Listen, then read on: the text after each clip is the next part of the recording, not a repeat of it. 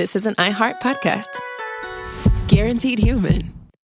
The springtime thaw is finally here. Flowers are blooming, days are longer. We're saying yes to more plans and finally getting outside, running, walking, just moving again. It's the perfect time to upgrade your everyday go-tos with Bombas. Take Bombas sport socks. They're super comfortable and designed with sport-specific tech for running, cycling, yoga, hiking, you name it. I use them to run in, and I can tell you they work beautifully. So head over to bombas.com and use code SYSK for 20% off your first purchase. That's BOMBAS.com, code SYSK at checkout.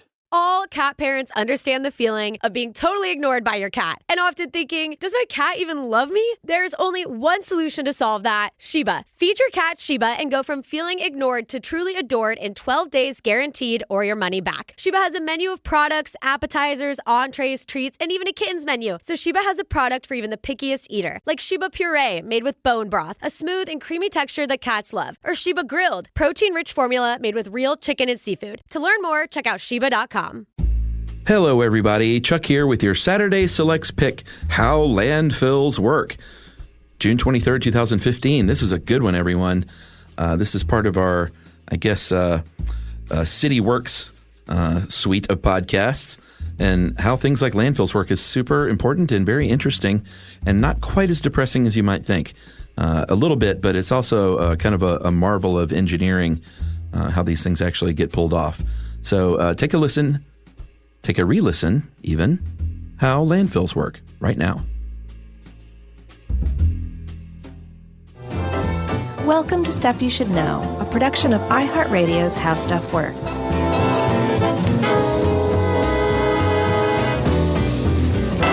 Hey, and welcome to the podcast. I'm Josh Clark. There's Charles W. Chuck Bryant. There's Jerry over there. And this is Stuff You Should Know. Hi. How's it going? It's great. Good. Good yourself. I found this topic, and I was starting to tell you before how interesting I thought it was, and you should save it. Yeah, you went, it's awesome. I was like, stop, it's gold. So now I'm going to say it. It's awesome. It is. And landfills, the concept of a landfill, even though it ain't perfect, is pretty neat.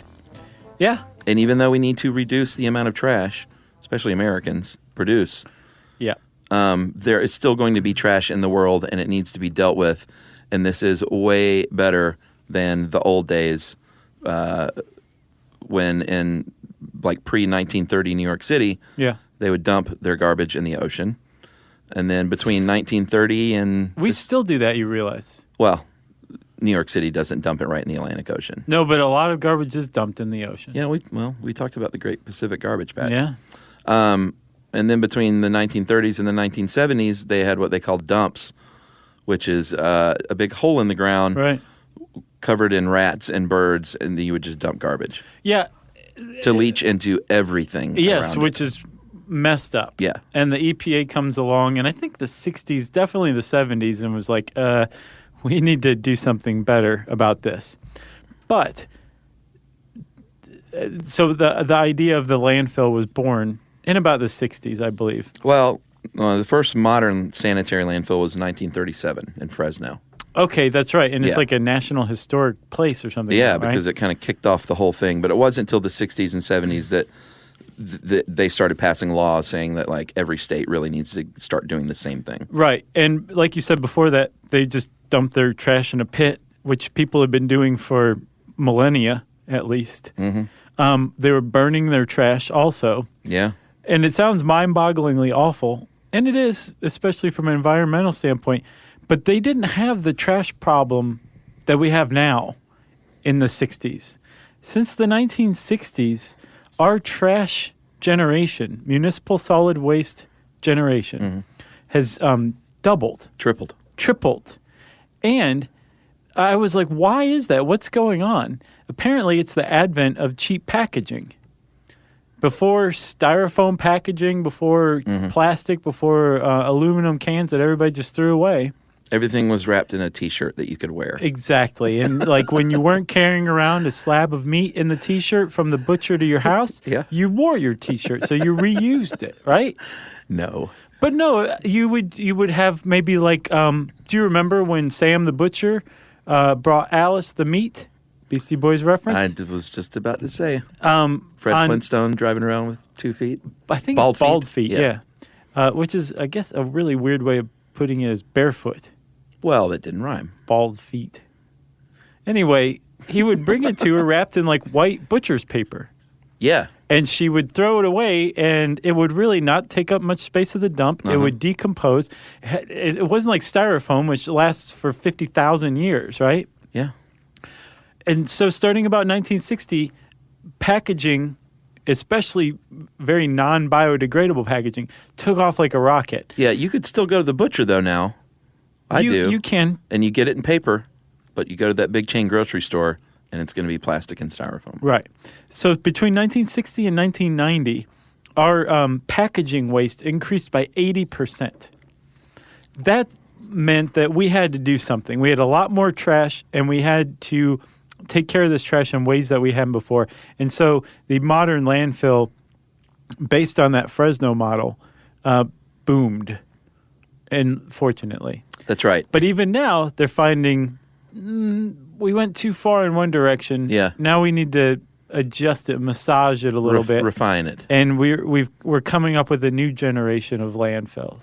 That's right. So if you're talking about a landfill, the goal of a landfill is not to compost trash, and a lot of people probably don't know this. Yeah. It's not to compost trash such that it breaks down super quickly and biodegrades.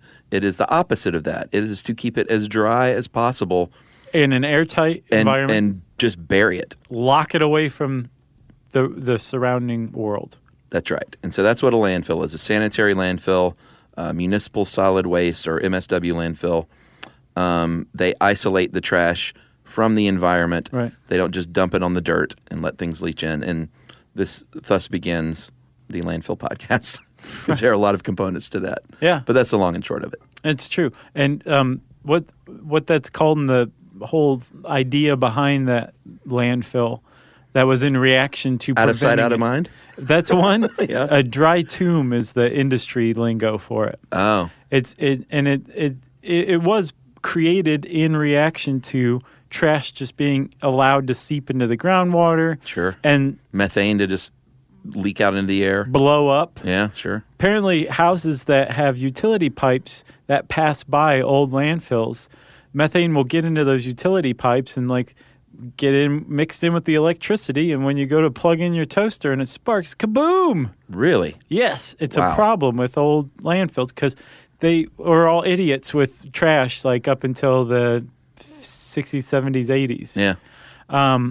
And even still, we have a big problem with trash, but nothing like it was before as far as taking care of it. Well, We're starting to really get a handle on it. Americans produce 4.6 pounds of trash per day per person. Yeah, and you know what's crazy is you'd think, well, America's probably like as bad as it gets. No, the UK is. America's like in the middle, Oh, really? roughly, for trash generation Oh, I and thought recovery. we were the worst. No, the UK's the worst. Oh, what are they? How they much produce trash? per capita. They produce the most, and they also throw away the most. They have the lowest recovery rate. Although it's gone up, I believe. I think they had like some sort of national initiative, Right. because it says here that it went up from 31% recovery rate, which is like recycling and that kind of stuff. Sure. Basically diverting it from the landfill to 50%. Hey, that's So it's pretty good. actually better than America as far as the resource recovery rate goes. Canada's the worst. I'm sorry. Canada's the What? worst. Yeah, That's hard to believe. I would think so too, but it's true. The standout is Germany. Germany produces way more trash per person than any other country per capita, but they also have the highest recovery rate at like almost 80%. 80% of their trash gets diverted from the landfill. That's amazing, actually. That's efficient. What's the American number on that diversion? It hovers about a third 30%? for at least a couple decades now, Yeah. maybe 3 decades. You could say Americans divert about a third of their trash from the landfill. You'd like to see that number get better in 3 decades, For sure. you know? And it always hovers around 33, 34%. And it should be a lot better than that. You know what that sounds like to me? whoever's in charge of doing that study is just like, let's just use last Third. year's numbers. Yeah. We can all live with that, right? Yeah. All right. So if you want a landfill in your municipality, you're going to have to start with a proposal by saying, Yeah, you can't just go start one. yeah, you got to look around and say, we need a landfill, everybody. So let's do an environmental impact study. Right. And let's find an area. Let's find a lot of acreage, because I think they use the North Wake County landfill in Raleigh, North Carolina, as their go-to example in this article. That's where How Stuff Works started. 230 acres of land, about 70 acres of which is the actual landfill. So you're Right. going to need a lot of land, and you're going to have to do an environmental impact study to determine a lot of things. How much land do you have, Yeah, if there's enough of it? sure. What type of soil you have, Yeah. and what bedrock is underneath it. Very important. How water flows over the surface of the site. Yeah, does it flow right down into the river? Does it Not good. percolate right, exactly. And then the impact it's going to have on local wildlife. Sure. And if it's an historic site, like an archaeological site. Yeah, you don't want a landfill on an archaeological site. What's funny is if you go back and look at the Fresh Kills landfill, which is one of the biggest in the world. New York, right? Yeah. Mm-hmm. And it wasn't even the only one for New York. It's closed now, right? Yes. Okay. And the guy who created the High Line, James Corner, Mm-hmm. is creating a park there out of it. Like a massive, massive park. Interesting. I think like 3 times the size of Central Park. Are they calling it Cancer Park? I think they're avoiding that. Okay. I don't remember what it's called. I read a really interesting New York Magazine article about it, though. Yeah. It really well written and clever, where it's basically like, that's awesome. This guy's got this great vision. And then, but it's a landfill, Right. you know? Sure. At the end of the day, it's still buried garbage. Exactly. All right. So when we talked about the bedrock, that's really important because if you have what you really want to try and prevent when you're building a landfill or operating landfill is leakage and seepage. That was the big thing. Yeah. When the EPA came along and started saying, like, you can't just bury your trash anywhere. There's groundwater. Yeah, dummies. And, like, as trash decomposes, it's not just, like, old Coca-Cola and banana peels. When those things break down and start mixing together, some really horrific stuff like ammonia gets produced, and that gets into the groundwater, and all of a sudden you're drinking ammonia. That's bad for you. Yeah, it's called leachate is the liquid. Or garbage juice is another word for it. Yeah, that's a better way to say it because that defines it all in one go. Right, and the whole point of Garbage juice, the so dry nasty. tomb landfill was to do everything you could to prevent this garbage that you're burying from reaching the water table. Right. So you study that bedrock. If it's too fractured, it's not going to work because it's going to seep into that junk. No mines, no quarries, because No they probably mines. already have broken through the water table before they were abandoned. That's right. But at the same time, you also need to be able to sink wells in various points. So you can't, the bedrock needs to allow for that as well. That's right. Like you're really looking for a specific area. When we talked about the water flow, of course, you don't want it flowing near wetlands or any kind of rivers or streams. That's a no-brainer. You would Fresh think. Kills. Fresh Kills is an old marshland that they just filled the marshes and lakes in with garbage. What did they name it that? Is that the area or like that's Kills is a Dutch word for stream. okay? Because I was about to say that's like the worst I know. name for anything, Totally. unless it was a butcher. But it really means fresh stream. Fresh Kills Charcuterie. Fresh stream garbage dump. Yeah, that makes sense now. What does kill mean? Stream, Okay. old Dutch word. Because you've heard of like fish. Bowery means fish kill? farm. Yeah. Oh, really? Yes, that would be fish stream. That makes a lot more sense now. Yeah. I've Fresh wondered- Kills. I wondered about that for years. Now you know. Star. All right, so local wildlife, they're going to really study that to see what kind of, it can't be in the area of a migratory route for birds. Or like a nesting area, Not a.k.a. a marsh, like Fresh Kills landfill. That's right. And then once you figured all this out, and they say, Oh, wait, you skipped over the historical or archaeological site, well, you already mentioned that. like Fresh Kills landfill. Okay. Apparently, I think it was They did it all wrong, huh? Henry David Thoreau said that arrowheads were the surest crop to dig from the ground at Fresh Kills before Really? it was a landfill. Yeah. Wow. So archaeological site, wetland, and very close to the groundwater, that's seeping right into it. Unbelievable. And I believe there was a large bunny rabbit population that they just dumped it right on top of. Right. So once you've figured it out, this is not fresh kills. This is actually a great spot. You're going to get your permits. You're going to raise your money. This one in North Carolina costs about $19 million to build. Seems cheap. That seems a little cheap, but I don't think that one's brand new. Yeah, that's probably from the 90s. Yeah. And then you probably have a public vote because they're probably going to be using public dollars, and no one will know that vote takes place, and you're going to get a landfill built. Exactly. Boom. Yep, they just build it in the night. All right, so let's take a little break here, and we will talk about building that landfill right after this.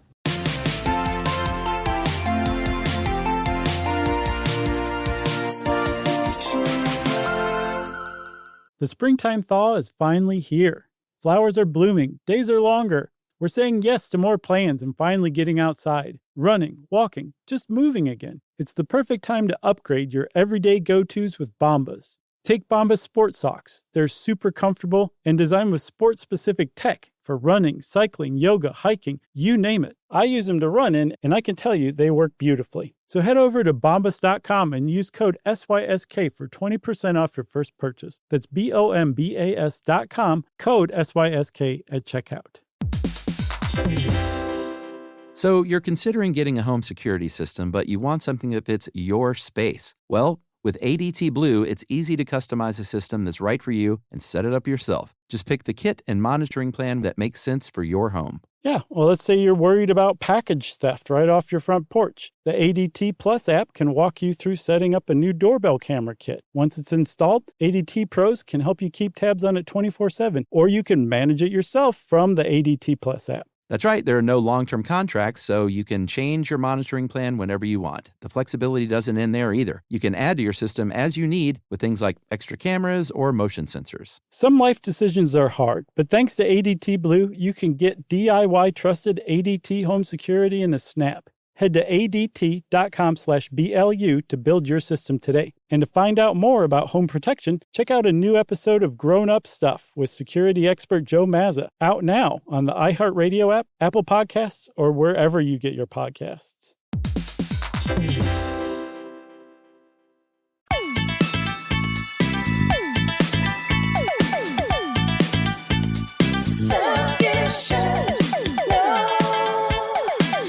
All right, so you've got your permits, you've got your money raised.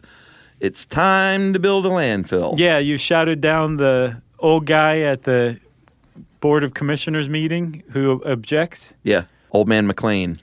Right, Yeah. the tree hugger. Yeah. Let's recycle all our garbage, crackpot. So we will list the basic parts of a landfill and then go over them in detail. How's that sound? It sounds like a bulleted list. You've got the bottom liner system. You've got the cells. You've got the storm water drainage. You've got the leachate collection system. AKA garbage juice. Methane collection system. And you've got the cap, the covering. Kaboom. So- Actually, that's the opposite of what you want to happen with the cap covering system. You don't want a kaboom. So start with the bottom liner, man. Again, this is the original purpose of all landfills that are in use today, unless they're bioreactor, although it's part of it. But this dry tomb landfill, Yeah. the main part is the bottom liner. So they'll use a very thick, like sometimes 100 millimeter thick, very sturdy, like polyethylene liner Yeah. Synthetic plastic. that they line the whole place with. Puncture resistant, strong, able to withstand a lot of trash being dumped on it. And just to be 100% certain, they'll often use some sort of like fabric mat Yeah. that they'll lay down first, and then put the liner on, and then put another mat on top of that to help prevent it from being punctured by rocks or garbage, rocks below or garbage above. Everything's trying to puncture this mat. Yeah, it's a moisture barrier. Right, but that liner is the main component, the initial component of the landfill. That's right. Next, we have our cell, and a cell is basically the Day's garbage. Yeah, it's the day's garbage that you dump in there. You compact it. Airspace is key. That's where the more airspace you have, the more trash you can bury. Right. So they want to keep it as compact as possible.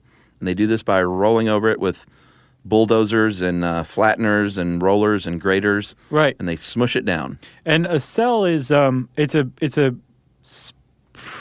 hole in the ground. Mm-hmm. Apparently, in the North Carolina landfill that How Stuff Works went to back in the day, a cell is 50 feet long, 50 feet wide, 14 feet deep. Yep. And all the trash is put in there. Like you said, there's heavy equipment that rolls over and compacts it. And did you read the Atlantic article I sent you about Puente Hills? Yes. They said that there's an added benefit of compacting trash.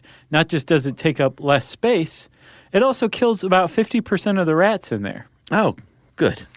And then at the end of the day, when the cell is filled, they cover it over with about 6 inches of dirt that they then compact. That kills the other 50% of rats. Oh, that's where the other half goes. And that makes that type of landfill what's called a sanitary landfill. Which means 100% rat-free. Because they're all dead. Yes. They're squished or they're suffocated. Yes. By this process of compacting and covering over. And the by covering over this stuff every day, you protect it from being blown away by the wind, by being carried away by the rain. You protect it from being dug up by coyotes. Yeah, or trash scavengers. Right. And so that's what makes it a sanitary dry tomb landfill is what we've described so far. That's right. And to get this thing as compact as possible, they're going to weed out things like that huge roll of carpet that you took out of your 1970s bedroom. Right. Or that mattress that has a brown stained, looks like the map of Asia from the 1600s. Right, because you raised that one lady from Hellraiser from the dead. Yeah. So they're going to take out all that stuff and make it, all the yard waste and make it as compactable as possible. And then that is compacted at a rate, depending on where you are, about 1,500 pounds per cubic yard. Yes. So boom, flat, dirt is over it now, and now we need to worry about drainage. Yeah. Basically, once you created that cell, you've just completed a portion of the landfill, right? Yes. For the day. 1 day's trash. It's so weird. It's like, here's Tuesday's hole. Right. 365 days a year. Yeah. And the Puentes Hills people in that Atlantic article were saying that they, in retrospect, figured out that they could have predicted the economic crisis. Oh, interesting. Because about a little less than a year before it happened, they would fill up their day's cell by 1 p.m. and closed. Now they stay open until 5, and it's not even necessarily full. So they noticed a huge downturn in building materials and consumer waste a year or two before the actual crisis happened, before the collapse. Well, you know what the old saying, if you want to know the state of the country's economics, go to a landfill. It's a good thing. That's what I think Jimmy Carter first said that. So you don't want liquids in that solid waste as much as possible, so they test the solid waste for liquids. Right. And if it's not liquid, then it's fine to go in the hole. Right. So they put that in there. And the other way that they want to keep liquids out, and again, what they're doing is trying to prevent garbage juice from forming. That's right. Is to have stormwater runoff drainage going on. So first of all, you never want a flat landfill, ever. Oh, really? Are they out on a little You want slant? to mound it at least slightly. You never want a plateau, right? That makes sense, yeah. And so you want the water to run off, and then when it runs off, you want to collect it into pipes. You want to basically create an eave system like you have on the roof of your house. Yeah. And then shoot it all down to some concrete gulches. Yeah, or if you gullies, have French drains at your house. Arroyos. Chaparrals. What else? Gutters. Yeah. Haberdasher. Right. And all that goes to a collection pond. That's right. This is not the kind of thing you want to swim in. What they wait for there is for the suspended particles to kind of settle on the bottom. Right. And then they will test the water for those the garbage juice. And depending on how nasty it is and riddled with chemicals, they'll go from there. They may treat it like regular wastewater. Well, that depends. Like if just the stormwater shows some leachate, they'll send it to a leachate collection pond. Yeah. If it turns out to just be normal stormwater, sure. then they'll let it flow out of there. That's right. Into whatever river or whatever. Yeah, and sometimes it's gravity, or sometimes they use a pump. Right. Depends on the lay of the land. But if it's leachate, they have a separate collection system for leachate, Yes. which is basically perforated pipes that are running through the cells. Yeah, and the leachate's going to happen. Like they try and prevent it as Right. much as possible, but there is no hole in the ground where you're not going to have any garbage juice. Right, exactly. So they collect that garbage juice as it's forming, and they run it out to a separate collection pond. That's the leachate collection pond. And if you don't want to swim in the stormwater collection you pond, really don't want to like swim you don't there. even want to look at the leachate collection pond. No. So again, they let the particles settle. They test the concentration of the leachate in the pond, and then they send it either to an on-site water remediation system, like a wastewater plant, Yeah. or else they send it to like the local city or county wastewater plant for treatment. Yeah, boy, we got to do one on wastewater treatment at some point. You got it. Talk about fascinating. Yes. You poop in the water, and eventually you drink that it. water. It's pretty remarkable what we've learned to do, you know? Yep.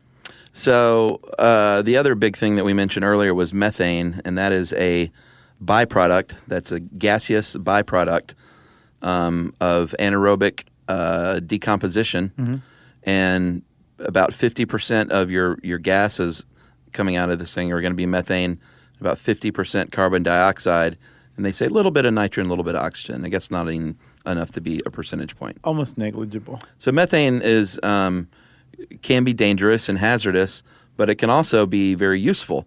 So these days they're finding ways to harness this methane and use it as fuel, Right. which is pretty great. Yeah, it is very great. And actually, there's a lot of money in it they're finding too. Sure. Especially if you go to the trouble of building an on-site power plant Yeah. where you just basically extract the methane from the landfill gas, LFG is what it's called, and then you burn the methane. You can create electricity, right? You can power a turbine, and boom, there's electricity being produced. And actually, at Fresh Kills, New York City gets $10 million a year from a company that has exclusive rights to extract the methane from this place. That's pretty great. $10 million. That's not Nothing to nothing to sneeze at. sneeze at. And Lincoln, Nebraska did a pilot study in 2010 and found that they could make about $300,000 a year from methane collection from their landfill. That's awesome. So if you're a city that's trying to like figure out ways to at least keep your landfill Yeah. Paid for. open, Uh-huh. methane collection. I call my worst days LFG, actually, when I have some landfill gas. It's the worst. My worst days. Then you've got your covering and your cap is the final piece of the puzzle here. Right. And it depends on what kind of a landfill it is. Generally, it's going to be covered with 6 inches at least of compacted soil, and that's to keep rats and stuff out, the ones that aren't killed, and getting back into the trash. But like we said earlier, airspace is key. So that 6 inches, if they could find a way to make that 1 inch, that would be much better. And so they've been experimenting with that too, like paper or cement emulsions instead that you just spray on top instead of that 6 inches of soil. Yeah, it's like a quarter inch. Yeah. And all of a sudden you have 5 3/4 extra inches for trash. Extra inches for more trash. That's a lot, man. Yeah, sure it is. When It you're adds up. speaking about this, Yeah, which we are right now. absolutely. And then eventually, though, when it will have a permanent cap, some sort of polyethylene cap Right.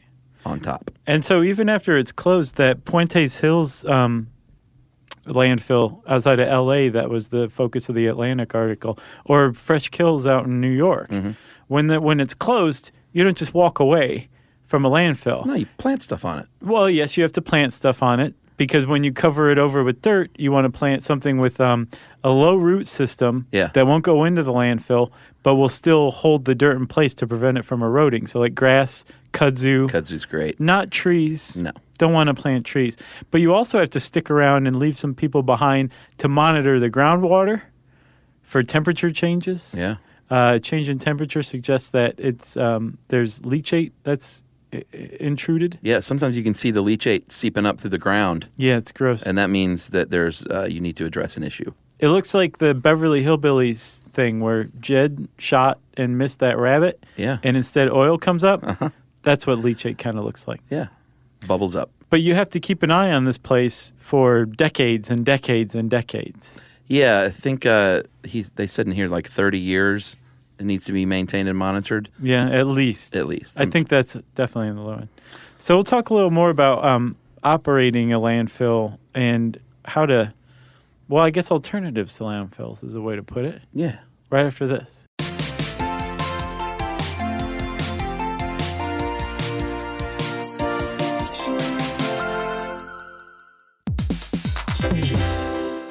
Hey, everybody. Here's a fact for you. In the United States, there is a break-in every 26 seconds, and that means that somewhere right now, an intruder is getting closer. And the problem with most security systems is that they only alert you after the break-in has started, and that's too late. Well, that's what makes SimpliSafe different. They use alerts. SimpliSafe's U.S.-based live agents, they identify threats on your property and help deter them before they actually break in. So the intruder never gets into your house. The crime is stopped before it even starts. That's right. And another great thing about SimpliSafe is they have no long-term contracts. They give you peace of mind and great value with their monitoring deterrence plans because they just start at about $1 a day. Yeah, SimpliSafe sent us a setup years back, and I still use mine every day. Yeah, and apparently setup, you can do it by yourself in under 30 minutes, so it's a really good value and it doesn't take long. So if you want to experience the SimpliSafe peace of mind, you can take advantage of the SimpliSafe discount offered to Stuff You Should Know listeners. Right now, you can get 50% off your new system by visiting simplisafe.com/stuff. That's half off at simplisafe.com/stuff. There's no safe like SimpliSafe.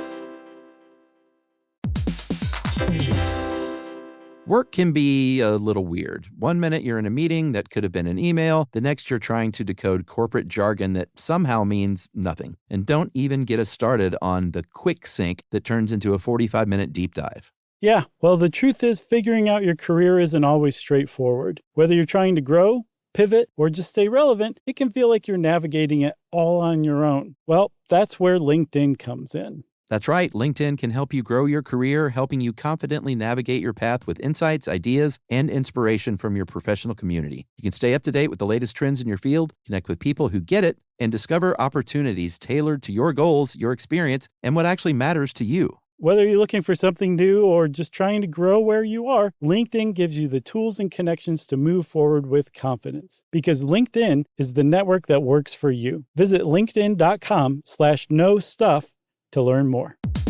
Stuff you should know.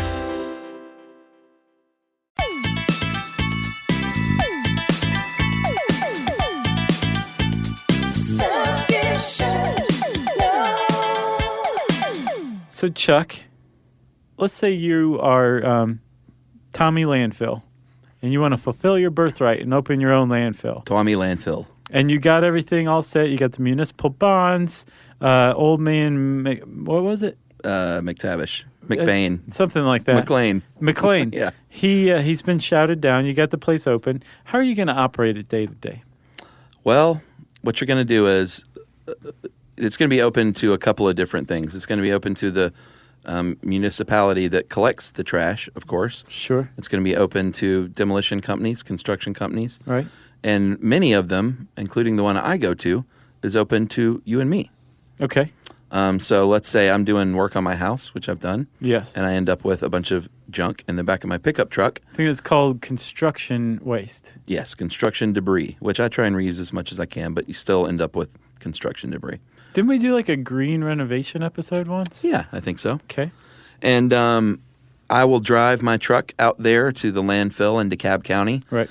And I will drive up onto a platform. It's the very first thing you do with it's a weigh station. Does it make you go up on two wheels and then you drive through the landfill just on two wheels? Yeah, it's a stunt. Showing off? It's a stunt car scene. And you drive up on the weigh station and they weigh your truck or your car or whatever full of trash. You go dump it. There's going to be various stations. There's like a recycling station. There's here's where yard waste goes. Kissing booth. There's a kissing booth. There's a dunk tank. Right. You know, the traditional landfill items. Like a Catholic school carnival. At the one in DeKalb County, there's actually free mulch and compost if you want to pick up stuff, nice. Which is kind of neat. But then eventually you'll be directed to here is your dump. And I pull up my truck, I dump it in a big dumpster. Okay. Then that dumpster is then taken to the cell, I imagine. I don't follow the route, but That's what's supposed to happen. Does it make that Bugs Bunny conveyor belt song? Yeah, someone wrote in and had A bunch what of that people song did. was. Powerhouse. Yeah, Powerhouse. If you look up Powerhouse. Was that the one that you were thinking? Yes, totally. Okay. I can't remember the composer's name, but it was a 20th century composer who. I think it was Old Man. It was something McLean. Something Quintet. Yeah. I can't remember the guy's name, but anyway, look up the something Quintet Powerhouse. Yeah. And then I think it starts about almost a minute and a half in. You'll be like, "Yep, that's it." Yep, that's totally it. You know what I'm talking about. Oh, yeah, right? absolutely. When I heard it, it was unmistakably Looney Tunes. Yep. So I dump all my garbage, and then I drive back out onto another platform, and then they reweigh my truck. They do the math. And when they weigh it, they charge you a tipping fee. Yeah. Which is usually a per ton amount, right? Yeah. And so, it's not that much money. Like I'll have a truck full of junk, go dump it, and then it's like $10 or $12. Gotcha. And of course, it depends on how heavy the junk is. Right. But in my case, it was always, light wood and stuff like that I couldn't reuse. Yeah. Nails. So that's basically everything we just described as a dry tomb landfill, right? That's right. But as companies like Waste Management and local municipalities have figured out, like, hey, there's actually money in this rotting garbage. They've been looking into ways to get more methane out of it. And what they figured out is that you don't want a dry tomb. You want a kind of moist, a little wet tomb. 35% moisture. Yeah, I was really surprised that this isn't how it's done by now. Because they said, what could take decades in a dry tomb to break down can take just a few years. Yeah. If you just add a little water. Just a little bit of water. Like there's already about 10 to 15% moisture in a dry tomb. No matter how much you try to keep it out, there's going to be about 10 to 15%. They figured out that if you add another 20, 25% water, you're going to greatly increase anaerobic decomposition. Yeah, and it can be leachate. It's not like it has to be spring water or anything like that. Exactly. It can be that storm water you're collecting. It can be leachate. It can be gas condensation from the gas that's coming off. And basically, what you're doing is you're speeding up that anaerobic decomposition that's already going on. So these things are breaking down that organic stuff, the banana peels and the grass clippings and all that stuff that's already in there. They're not breaking down the styrofoam, at least not very quickly. So that stuff's still going to be left behind. But that's kind of that bury and walk away mentality as well still. Right. But at least the density of your landfill is going to increase tremendously as all that other stuff decomposes, and you're going to have the added benefit of a lot more methane production. Yeah, and a lot more methane and a lot shorter time span. Right. So what they've had to do, because this is basically accelerated production, is create collection systems that can handle, they can't just throw the old methane collection system in there that's used to collecting slowly but surely. Right. They have to do something, collect a lot in a little bit of time. Yeah, because they used to collect the methane in that they would harvest it and then burn it, which sounds horrible because you're just releasing all that stuff into the atmosphere. Yeah. But it's better than just venting it. Sure. Just venting methane. Methane's a much more potent greenhouse gas than even like CO2. Yeah. Like by far. So you don't want to just vent that stuff, so you burn it off. But even better is if you're going to burn it, at least use it to power stuff. Yeah. So by adding just a little bit of water, you can create you can accelerate the anaerobic decomposition. And since the anaerobic decomposition is what makes the landfill like a moving, living, evolving pile, once that's done in 10 years, you've got all the methane you're going to get from it.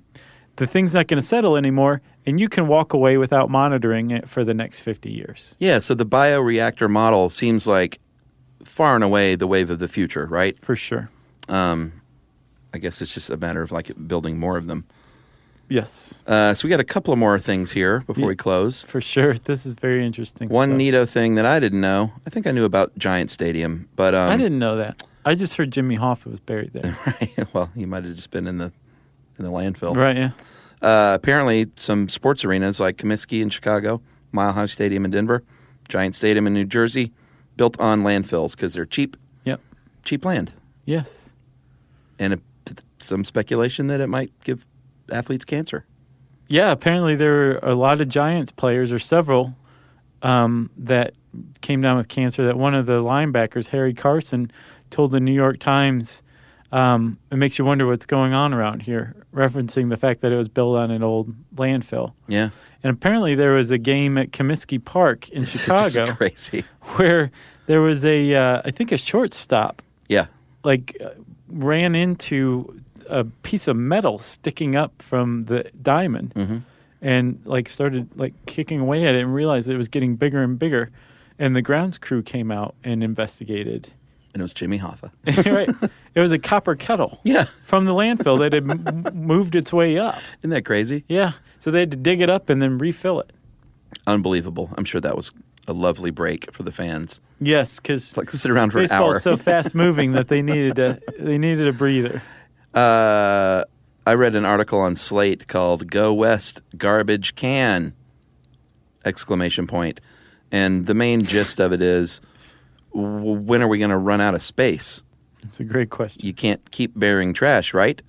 Apparently you can, because what they're doing now is there are fewer landfills than ever before. They're making these huge landfills. Yeah, So super gangs. Yeah, in 1986 there were close to 7,700 dumps in the U.S. And by 2009 there were just under 2,000, a 75% decline in less than 25 years. And so essentially what they're creating are these super landfills, which is kind of cool, fewer landfills, right? But what's the problem? Do you know? Stinkier landfills? What? The problem is you're now trucking garbage sometimes 500 miles away to dump in the landfill. Gotcha. Because your state may not even have one. So then they're looking at, how much CO2 is used to do that. Is it really greener to have fewer landfills and truck your garbage on a train or in a truck every day? Right. And they basically say they don't really know. Just go back to burning everything. Yeah, which is more environmentally friendly. In different states, apparently there's a lot of money in it. Different states have way more room than others, and then some states don't even want that stuff. Of course, in the Northeast, like Massachusetts, they're like, we don't want landfills in our state. Right. And then Rhode Island, same way. So they send it to Springfield. They send it to Kentucky. Well, no, remember the trash Simpsons. commissioner episode? Yeah. He accepted other states' waste? Yeah, that's exactly what's happening. Right. Let me see. Arkansas has enough capacity for more than 600 years of trash without any more facilities being opened. Well, there you go. We'll just send it all to Arkansas. Whereas Rhode Island only has 12 years remaining. New York State only has 25 years of capacity left. Send it to Arkansas. So that's what they're doing. Kentucky is $29 per ton, making about $6 billion a year. Ohio, $21 billion a year of available landfill space. It's because Ohio knows how to negotiate. That's right. The Buckeye State. That's right. Don't tread on me. Wait, that's New Hampshire. Or I is that thought Vermont? that was the Tea Party. No, I think it's either New Hampshire or Vermont. One of those. Yeah. No, New Hampshire's is live free or die. Oh, And right. they make their inmates make those license plates. Yeah, no, Don't Tread on Me wasn't a state motto. I think that was just a flag with yeah. the cut up snake Right. that the Tea Party adopted. Remember? Did they adopt that? Yeah. So yeah, if you see a bumper sticker with one of those flags on it, they're not just like a history buff or anything. Yeah, or if it says who was John Galt, Yeah. that'll tell you something about the driver of that vehicle. Was that a Tom Cruise movie? No, John Galt was the main character in Atlas Shrugged. Oh yeah. Ayn Rand. I'm thinking of Jack Reacher. If you want to know more about landfills, you can type that word into the search bar at howstuffworks.com. And I said search bar, so it's time for listener mail. I'm going to call this very sad email, Oh, good. but uplifting at the same time. Oh, good. Hey guys, 2 weeks ago, my amazing and wonderful father-in-law, Walter, passed away. We had to drop everything, my husband and son and I, and fly from Florida to Germany, where he lived. He's been in my world for 24 of my 50 years, and I was so sad I felt like I was going to throw up all the time. When we arrived in Germany, walking through the front door of the family home, without him there was one of the hardest things I've ever had to do. It was and is devastating. My husband and youngest son and I sat in a dark daze for days, mixed with crying and feeling lost. I always listen to podcasts while I run, though, which I do every day. And after 10 days of being there in Germany, I finally decided to queue up one of your podcasts while running. It was Blood Types. I laughed for the first time in 2 weeks. Out loud, guys. It was so nice to laugh again, and it really opened the door for me. I realized that we as a family are going through is so tough, but I also started to realize that if I could laugh, then I could heal. Yesterday, my husband and I, still in Germany, decided to go to walk to the nursing home where my aunt lives, which is 2.5 hours through the forest, up and down hills. I love this family, by the way. Yes. Walking to the nursing home like that. We, of course, brought our 13-year-old son, Oliver, who was moaning after about 20 minutes of walking. I handed him my phone, and he listened to 3 Stuff You Should Know podcasts along the way and is now hooked. He loves you guys. My husband and I had a badly needed, quiet, get in touch with nature walk as a result, and we didn't have to listen to our son moan at all. More long walks are in his future as long as I have you guys on my phone. And Oliver also asked me along the walk, wait a minute, Mom, these guys get paid to do this? And when I said yes, I saw a sparkle in his eye. Nice. I love this email. Boom. That is from Jennifer. And Jennifer, that is awesome. Those mean the most to us. Yeah. I mean, that is a great, top-notch email. Great email. And there was more to it even. I had to leave out some of it for length. Jennifer, right? Jennifer and Oliver, her son, and she doesn't even... Anonymous husband. Anonymous husband. Unnamed husband. Yeah. Thanks a lot, Jennifer. We appreciate you letting us know that. That's, again, great email. And if you out there want to let us know how we've helped you or hindered you or even woken you up from a deep sleep, if you're French, you can tweet to us at SYSK Podcast. You can join us on Facebook.com/Stuff You Should Know. You can send us an email to stuffpodcast@howstuffworks.com. And as always, join us at our home on the web, stuffyoushouldknow.com. Stuff You Should Know is a production of iHeartRadio's How Stuff Works. For more podcasts from iHeartRadio, visit the iHeartRadio app, Apple Podcasts, or wherever you listen to your favorite shows.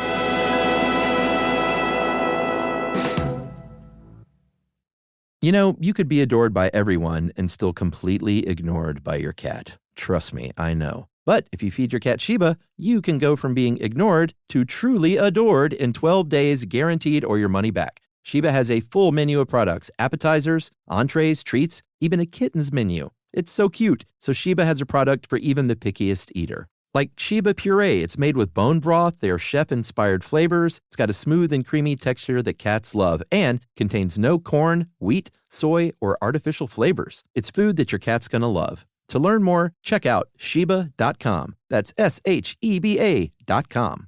Introducing the all-new Mazda CX-5, featuring more connection. Hey Google, where's the nearest Pilates class? Safety that has your back.